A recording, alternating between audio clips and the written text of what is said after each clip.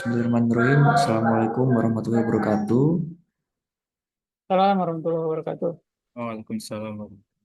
Selamat pagi, Bapak Afnil Mahfuzi SH dari Biro Hukum Sumatera Barat. Terima kasih telah menyempatkan waktunya untuk menjadi narasumber dalam kegiatan tugas dari kelompok 4 gelombang 2 CPNS Mahkamah Agung tahun anggaran 2024. Jadi dalam Zoom kali ini Bapak izin kami ingin menggali praktik baik Bapak dalam menerapkan nilai-nilai dasar ASN atau dikenal dalam nilai-nilai berakhlak di tempat kerja Bapak di Biro Hukum Pemprov Sumatera Barat, termasuk pandangan Bapak serta tantangan yang pernah dihadapi Bapak selama bekerja. Maka daripada itu dipersilakan untuk pertanyaan pertama kepada. Ya, izin Pak Afnil, terima kasih untuk kesempatan sudah bisa bergabung bersama kami. Mungkin pertanyaan pertama, mungkin eh, kalau kita lihat sekarang, sebagai ASN kan semakin didorong untuk punya karakter yang kuat lewat nilai-nilai berakhlak. Nah, menurut Bapak sendiri, seberapa penting sih nilai-nilai ini untuk dijadikan pegangan dalam keseharian sebagai ASN, Pak? Ya, terima kasih teman-teman. Assalamualaikum warahmatullahi wabarakatuh. Perkenalkan Waalaikumsalam. teman-teman semua, eh, nama Afnil Huzi, sarjana hukum dari Biro Hukum Sekretariat Daerah Provinsi Sumatera Barat. Jabatan sekarang adalah perancang peraturan perundang-undangan pertama pada Biro Hukum. Eh, Salam kenal juga sama kelompok 4, gelombang 2, eh, pelatihan dasar CPNS tahun 2005 dari Mahkamah Agung. Eh, Terkait dengan berakhlak yang ditanyakan oleh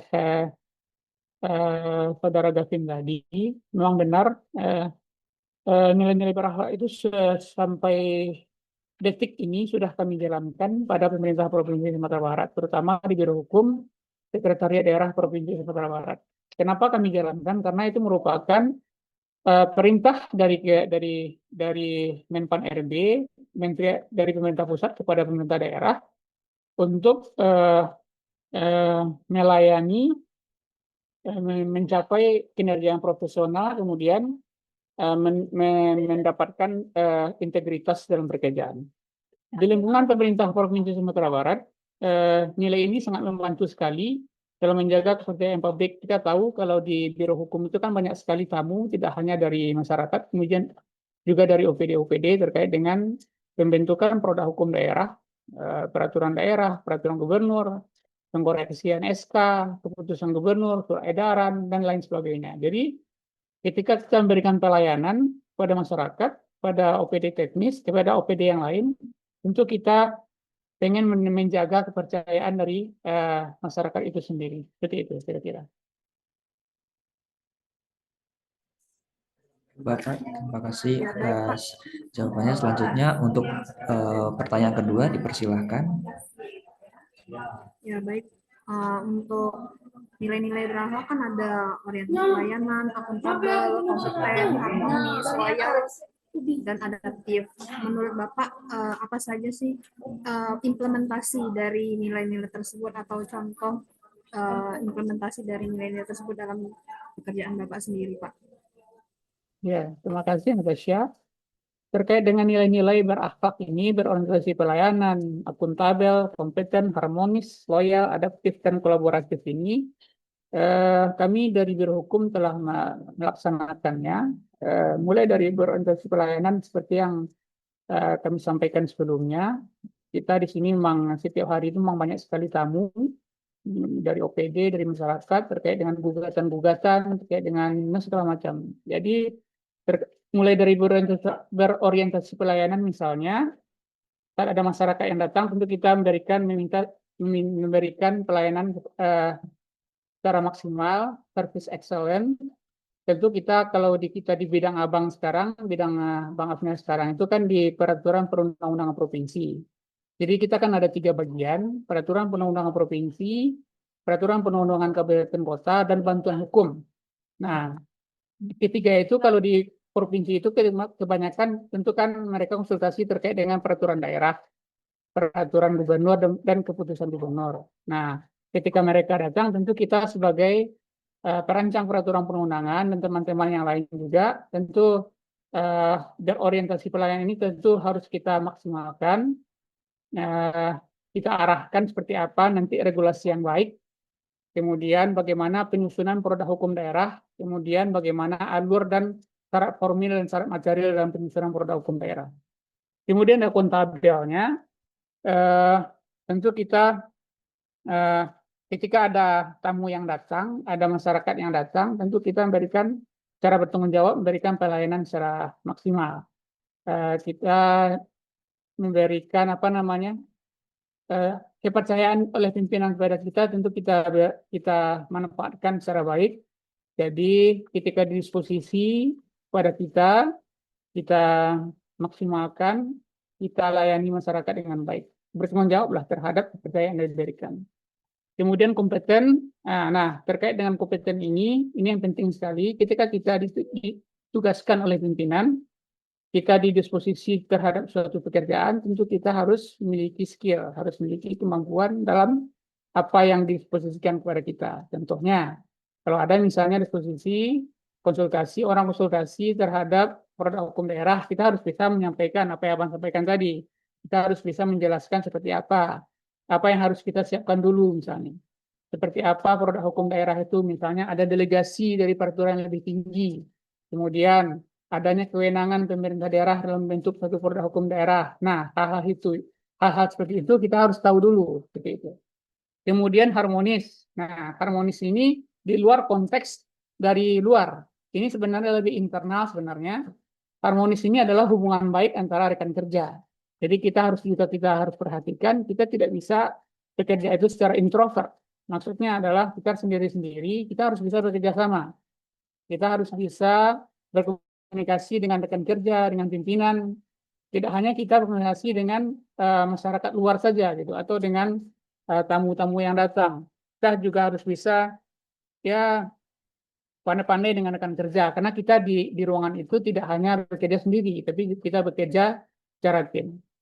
Kemudian loyal, seperti yang sampaikan tadi, loyal itu kan sebenarnya adalah menjalankan apa yang diperintahkan oleh pimpinan. Jadi ketika ada disposisi, ada perintah, tentu kita melaksanakannya dengan baik.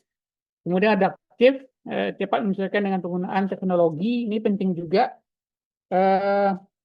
Kita sekarang itu kan lebih banyak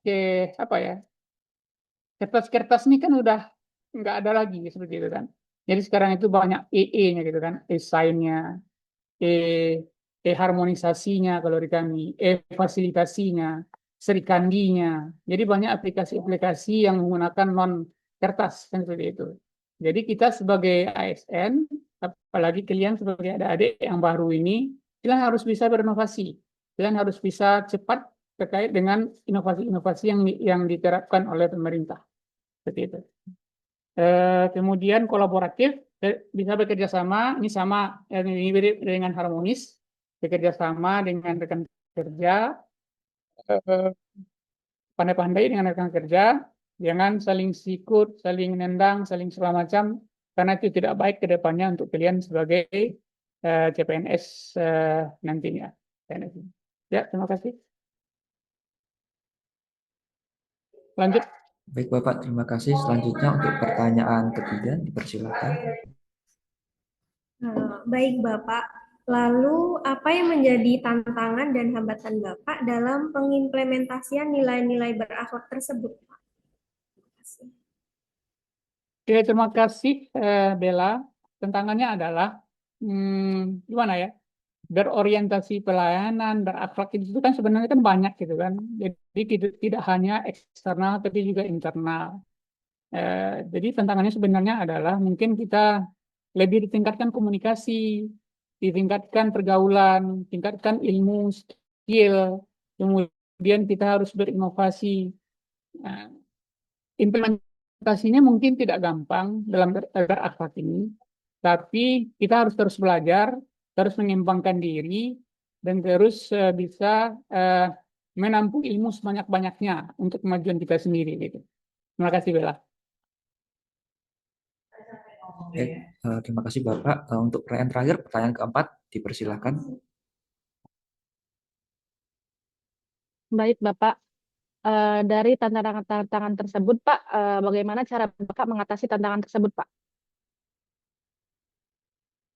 Ya, kalau tantangan itu sebenarnya kan mulai dari diri sendiri, kemudian rekan kerja, pimpinan, kemudian masyarakat, seperti itu kan. Jadi dia harus berkolaborasi semuanya. Untuk menjalankan nilai-nilai berakhlak ini sebenarnya kalau di Setda, Sekretariat Daerah Provinsi Sumatera Barat, kami 2 kali seminggu kami melakukan apel pagi, hari Senin sama hari Kamis. Nilai-nilai ini selalu kami bacakan. Kemudian terus kami bacakan oleh pimpinan dan di apa namanya oleh semua staf yang hadir ketika apel gitu. Jadi diingatkan terus oleh pimpinan berorientasi pelayanan seperti apa, akuntabel seperti apa, sampai kolaboratif. Hal ini selalu diingatkan oleh pimpinan. Jadi yang perlu diterapkan adalah pimpinan tidak bosan-bosan mengingatkan kepada bawahan agar nilai-nilai berakhlak ini diterapkan di lingkungan kerja. Itu kemudian kita sebagai diri sendiri kan gitu kan, tidak hanya kita menerima langsung dari pimpinan, kemudian dari diri sendiri juga kita harus kesadarannya juga harus tinggi terkait dengan penerapan nilai-nilai berakhlak ini. Karena pimpinan pun berbusa pun pimpinan menyampaikan kepada kita, tapi kalau nilai-nilai itu tidak ada dalam diri kita secara pribadi, tentu tidak bisa dilaksanakan. Seperti itu, Yesita, Putri. Baik, terima kasih Bapak. Itu tadi pertanyaan terakhir dari total 4 pertanyaan telah disampaikan kepada narasumber Bapak Afnil Mahfuzi Eza dari Biro Hukum Pemerintah Provinsi Sumatera Barat. Terima kasih Bapak atas kesediaannya untuk menjadi narasumber dalam tugas kelompok kami. Sangat inspiratif dan bermanfaat. Semoga bisa menjadi praktik baik yang ditiru oleh teman-teman CPNS di sini. Terima kasih Bapak. Sama-sama.